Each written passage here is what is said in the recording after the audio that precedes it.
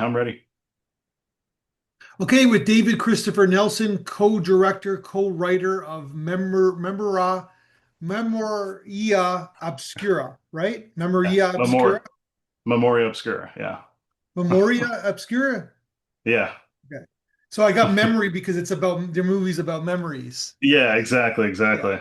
I totally butchered that one. Too many syllables, man. What are you doing? I'm just kidding. It's not Well, bad. just trying to, it's adds mystery to it. It's also, I don't know, it just adds mystery. I'm totally kidding. It's totally my fault. So you got so this is kind of obviously it's sci-fi film, but it's about kind of memory eraser, like a world where their memory eraser is a kind of legitimate business. People are erasing their memories, right?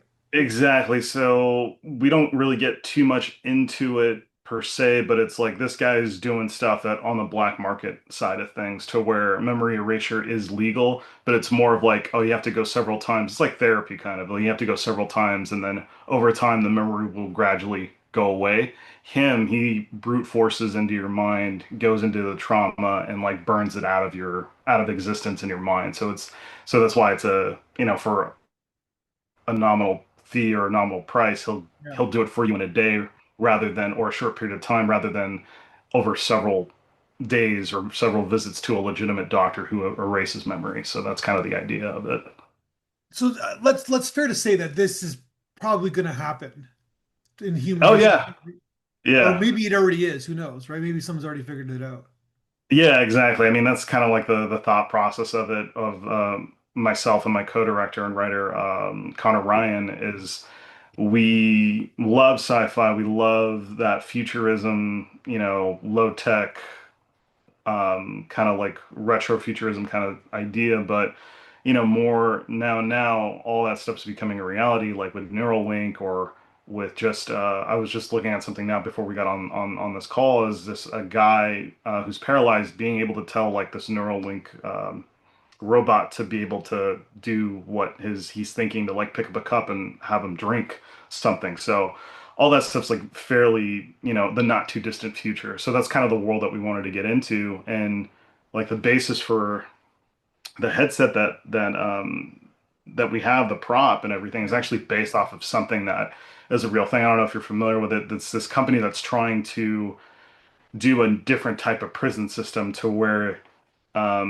if you get convicted, you wear a headset and it's AI first person view of the victim that you committed the crime on, and you reliving that crime that you did to them on repeat for an expedited bit of time as your punishment. And then when you get out, you're rehabilitated, kind of like a Clockwork Orange and Minority Report, kind of Yeah, like I was gonna melt say, you together. reminded me of Clockwork Orange, but I Yeah. just don't really, I can't. That like the thing with humans is right. We're like we're very even though we're all the same, have the same organs, same dimensions, right? But we're all kind Yeah. of individualistic in many ways too, right? Like we all kind of Yeah. react to things differently. So Exactly. yeah, Exactly. And that's the big question is this like this is just a teaser of like a bigger world that we're creating. yeah. I'm currently on like the third draft of a feature length, because I want, because there's a bigger world here. I was gonna say And I'm assuming this is a proof of concept film, right? Where yeah, there's a feature attached or like a series. I mean, a series or a feature, I mean, either one could work. I mean, right now I'm working on like something that's like about 90 pages, 90 minutes.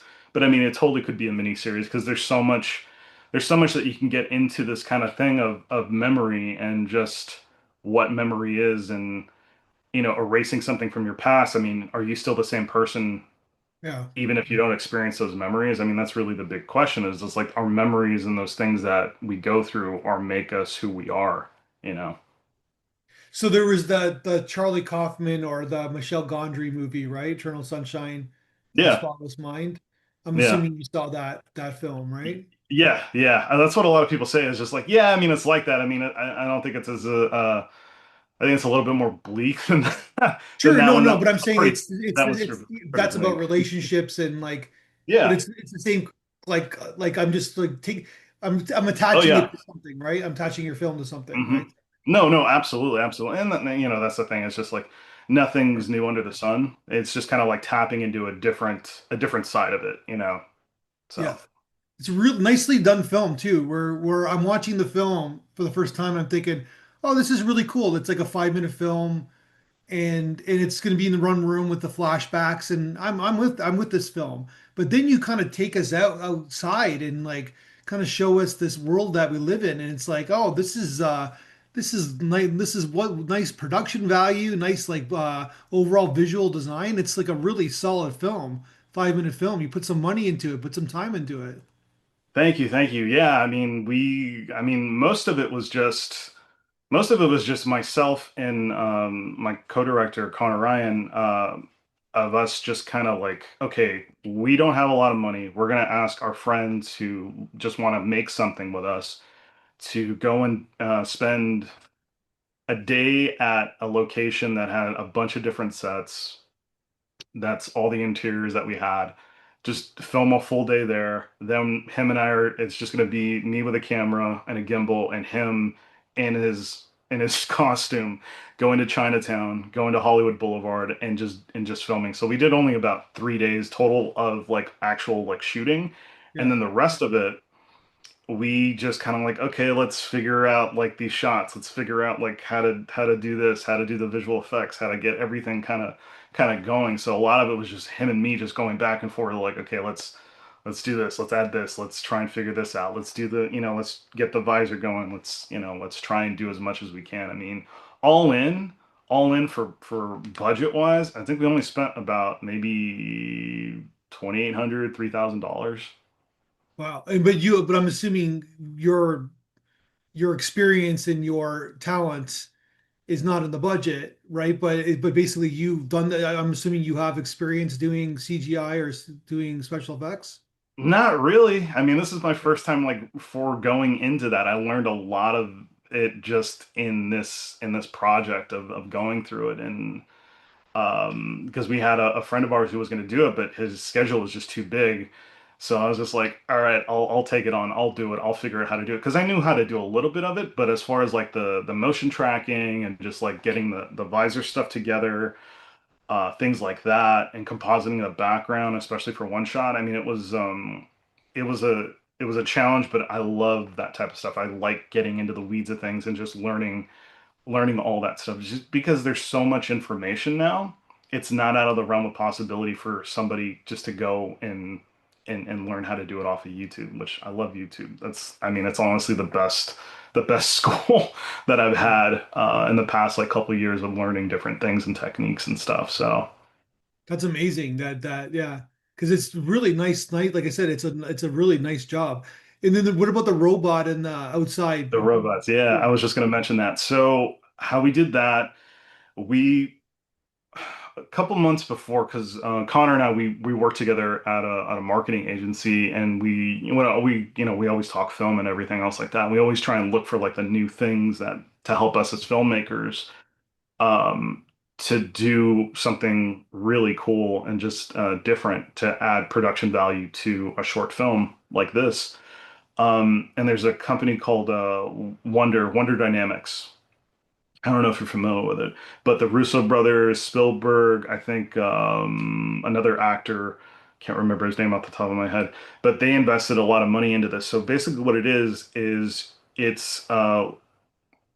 motion track or like motion capture tracking without having to wear a suit. So you film something, you film a person, you film an actor, and what it does, you bring the footage in, you highlight the actor, and then what it does is it creates a rig, like a wire rig around that actor, capturing all their movements and everything.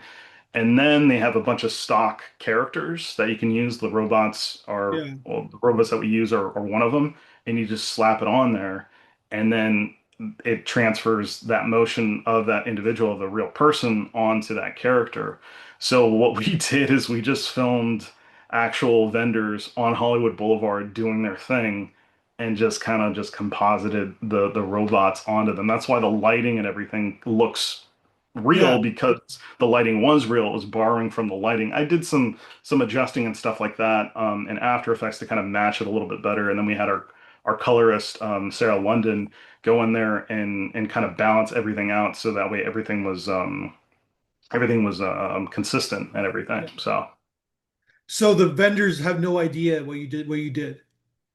well, we try to obscure their faces, and No, no, no. It's that's not. I'm not. It's not. There's no judgment. It's just that because you're talking about it, reminding me of like back in the day where like Lord of the Rings, where they did that with the Gollum character, right? Where they yeah, yeah, yeah, and yeah, they yeah, yeah, exactly. basically They, hmm same yeah, they kind of had no, yeah, concept, they I had guess, no right? idea. Yeah, exactly, exactly, and um, yeah, exactly. I mean, it's just kind of the same exact thing is because we were just like, all right, let's try it out. And what's great about it is like it's I think it's like a for the I think it's like 35 or $40 for like a base tier per month to use this, and Yeah. it's I think $100 a month if you want to do like an expert level and like have 4K footage of rendering of your characters and stuff like that, of like motion capture and everything. And you can and that's again it's like a testament to where we are in technology wise. Yeah.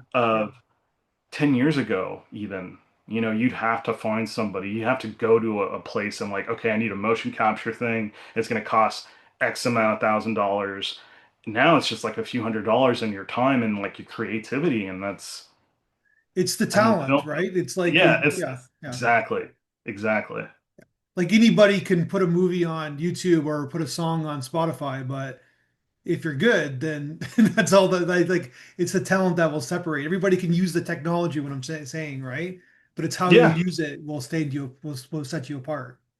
absolutely. And it's Yeah. just, and that's the thing is just like, I'm of the belief that I think everybody should try and make a film at one point. One, because it's a lot of fun. I love doing it.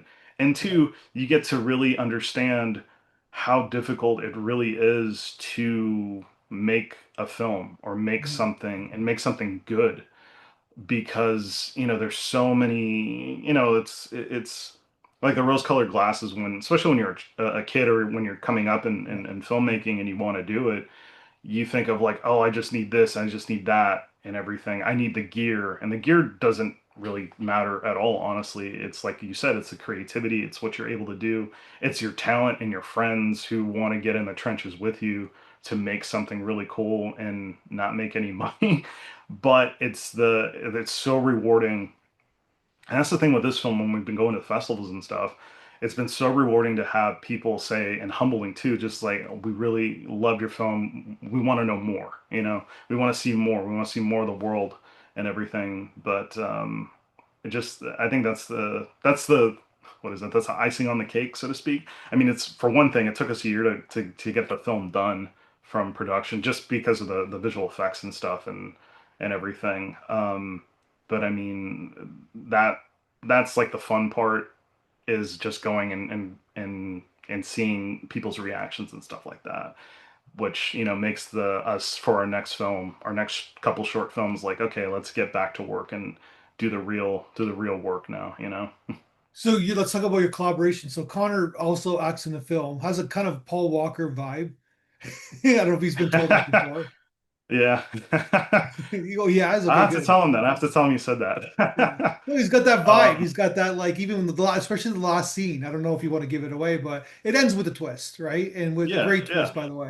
And he's got Oh, that thank you. like he's just got that all shucks, like, yeah, okay, this is getting intense, but I'm cool, I can handle it, right? So Yeah, exactly. And that's the types of characters that he likes, and that's the type of characters that I enjoy. I mean, that's what we really wanted to go with is that vibe and feeling of classic 1980s, 1990s heroes, like your Harrison Fords.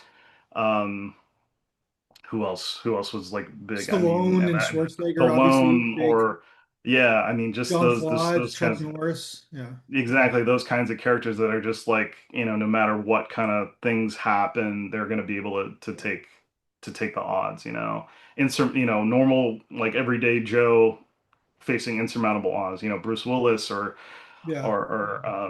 that kind of those kinds of films and I everything. I mean, you just just finished love that reading type a of book stuff. about the action. I don't know if you, I can't, I'm trying to remember the book. It's about the action stars of the 80s. And it's about Oh like, yeah, yeah, it's about, oh, I'll send it to you afterwards, but I yeah, should even, yeah, it's an amazing book and it takes you through that ride. of like the birth of the action film. That's So, but awesome. you're before born before, I'm not gonna say your age, but according to Film Freeway, you weren't even born in the 80s. So this is sort of like, No, I'm a 2000s kid, but I grew up watching all those 80s films and everything because my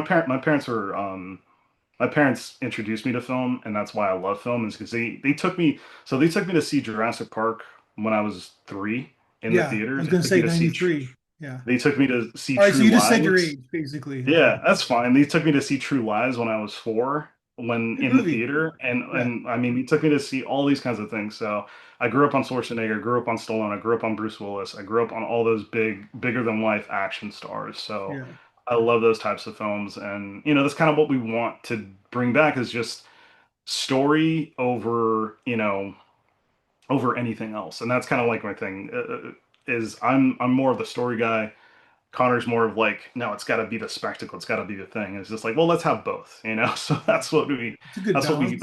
that's what we strive for is like the spectacle and the story. Something So that you can get is he lost an in. actor by trade or Yeah, that's what. So he's from Philadelphia, and he came out here to California to Los Angeles in 2014. So he's been here for 11 years now, and that's what he wanted to do. He wanted to be a filmmaker, but he also got into acting because I mean, he's got to look for it. yeah. So he does a lot of that. I mean, that's what he does. He does the acting and he does directing and everything else like that. But I mean, I think it was meant for us to meet each other at our job, just because we share the same kind of sensibilities of like what we love about film and what we want to make for stories and everything else like that. And And you're from Los Angeles originally?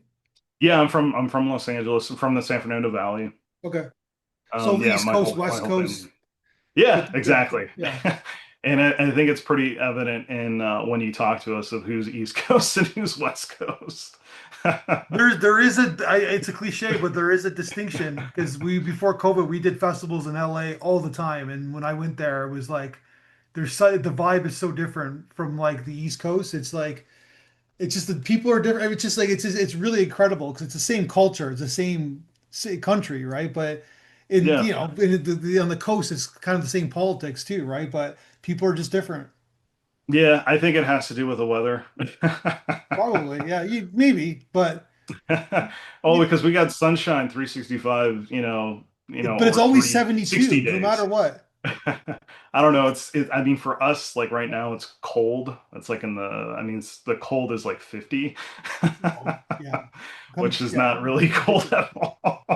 Yeah. I know it's something I went to when I was filming something in Green Bay, or not Green Bay, in Wisconsin a long Yeah. time, like 10 years ago. We were standing outside. I was all bundled up in a jacket. It was probably like, I don't know, 45, 50 degrees out. And there's this guy walking around with shorts and sandals on. And he's like, oh man, this is beer drinking weather. Yeah. Yeah. Yeah. That's It's like crazy. it's so bitter cold. And like I'm in Toronto right now. It's bitter cold.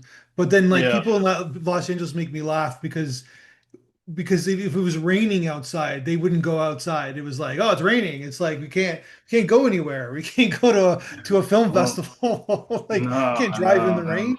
no. No, man. I had to go out and film something out in the rain. It was a nonprofit thing. And I was the videographer for it. This is last month, and it was just torrential downpour, and I'm out there filming this thing, Yeah. walking in the rain, having my camera all bundled up in like plastic and everything. So yeah, it was crazy. So people don't know it never rains in LA. Like like rains like every 2 months, right? Once every 2 months. So If that, yeah, it's crazy. if All right. that. So okay, so you guys work at a marketing place and you guys met at that. So you guys, how long ago did you guys meet? Let's see, the first time I met him it's 2022, so April of 2022, and then I got the job in June of that year, and then Okay. we've known each other ever since. So this thing this the Memoria Obscura is our Yeah. first real project together. It's kind of like a test run of like, all right, let's see how we work together kind of thing. And it's just like we just complement each other extremely well. and that And so how we did go that back and come forth. about? Who approached to like, let's see, hey, do you want to work on a project? Do you want to collaborate on something? Yeah, so we were driving up to a for a job for the marketing agency up to North Cal, and we were just like, all right, let's think of something. Let's do like a sci-fi thing, and then we just started bouncing ideas off, and then we just started, and then we got into this like whole memory thing. All right, it's a guy that erases memories. Okay, cool, kind of like cyberpunk. Okay, yeah. So let's go into that. Let's do like Blade Runner kind of thing. Initially, this idea was going to be Blade Runner Memoria Obscura. He wanted to do like a fan film kind of thing. I'm like, we could, but that limits us into, we don't have the rights to that. Yeah, We'd yeah, have to yeah, battle with a bunch of stuff. I mean, let's just make it our yeah, own thing and see what happens. And we do, we have the call. I mean, his wardrobe is totally Deckard, from Blade yeah. Runner. And we have the pistol, from Blade Runner in there as like a homage to that film, which is both one of our You did favorite the films of right all thing. time. There's arguments for both because because if you do the fan film, which we show fan films, there's a built-in audience to it, but at the same time, those fans can get a little fickle, Hmm. right? And Exactly. you said it's the you want to make it your own. You want to make it give it your own original kind of point of view too, right? So Exactly, exactly. So we spent a few months just hammering out the story, him bouncing ideas off of me while I actually wrote the script out and everything and got everything together. And then it was actually going to be a little bit longer, probably about like another 5 or 4 minutes attached with the ending that's in it right now, not the ending that it was. Um, but we just didn't have the time. His wife was almost due to give birth to. It was about a month away from them having their second child, and he's like, we don't have the time for it. So I condensed it to what it is as it presently is now. And I'm like, okay, this works. Let's just make it an intro and a world building film, to give it a hint of like a larger world and everything else like that. I took a lot of inspiration from Looper actually, from that whole like the first like 15-10 minutes of that film yeah, of with I, the voiceover and everything and just expanding the world and stuff like that. I should So go. I should go back to that film. I only saw it in the theater one time. That's Bruce Willis, but yeah, yeah, and I I mean remember it's I enjoying it. yeah, it's good. I mean, Yeah, I really do enjoy. I think I enjoy the world building more of it than I think the ending of it because the yeah. ending, I know the ending is kind of like, it's okay, but the first like the world building of it is just like I'm just very engrossed and stuff. And I love time travel too. So Yeah, the Joseph Gordon-Levitt, Paul Dano's in that, right? So he's in the news yeah, these days.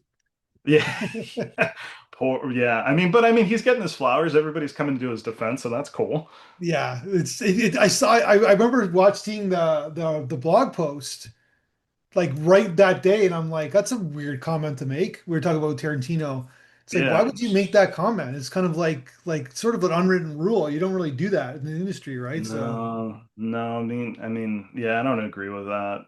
I mean, but I yeah, mean, he's gonna do his thing. He's very vocal about his, fanboy.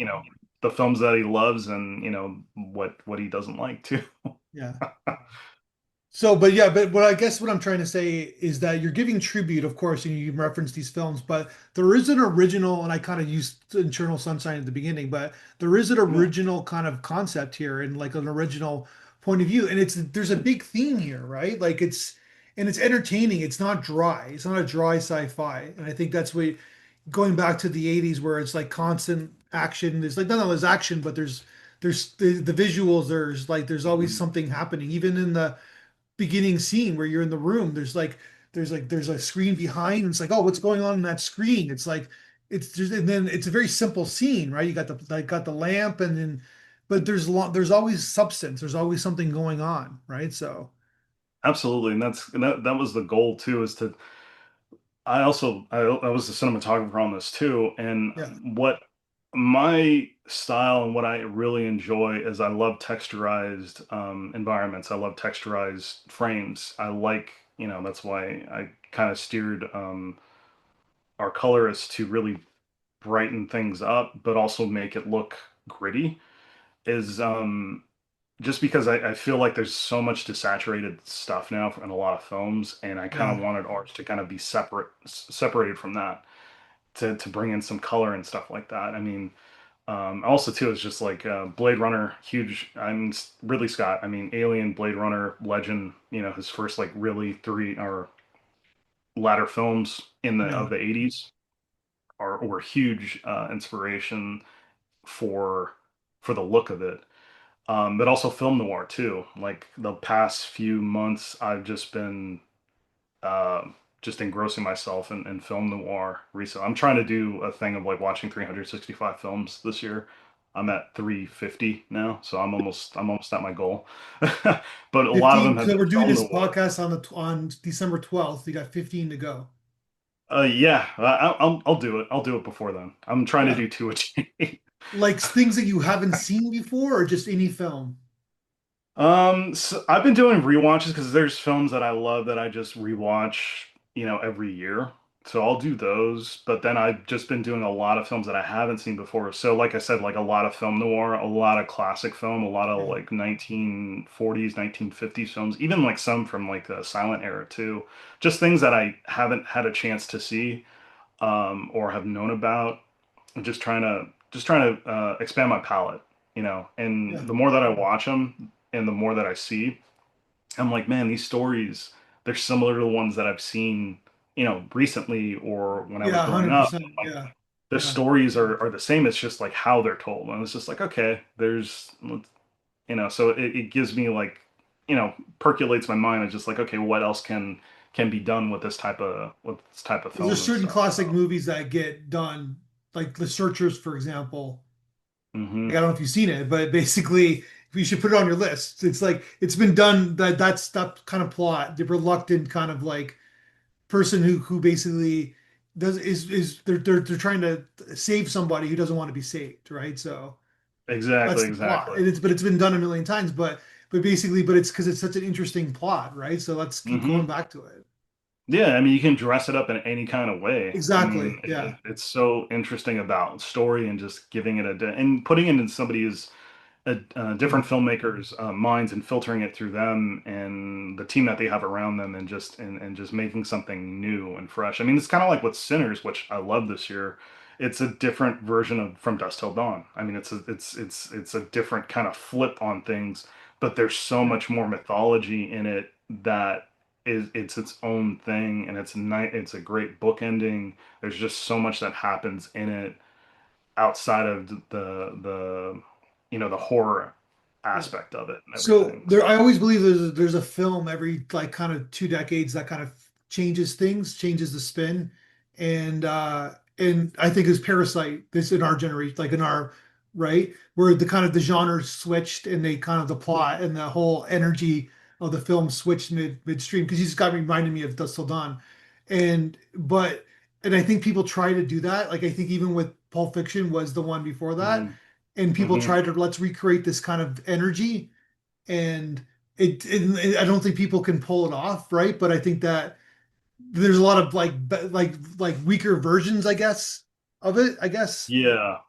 But people yeah, try to like do it because it kind of changes the whole kind of filmmaking experience in a sense, if that makes sense. yeah, I think it was the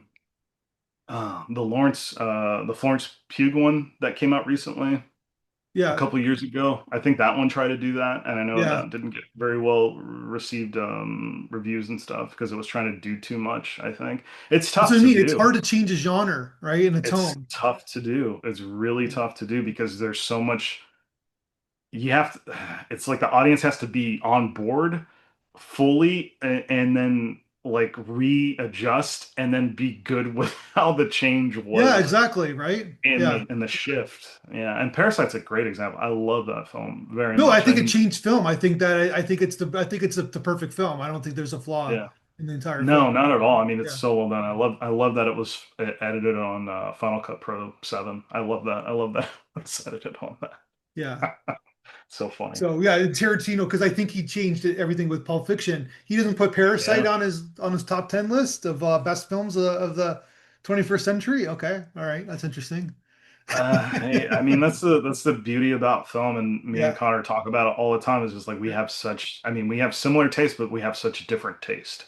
So, and that's the great thing about film is just like for what works with somebody doesn't work necessarily with somebody else, and that's what I love about film. I mean, that's why I think it's the greatest medium to for Yeah. storytelling. So have you seen The Searchers, the John Ford Um, movie?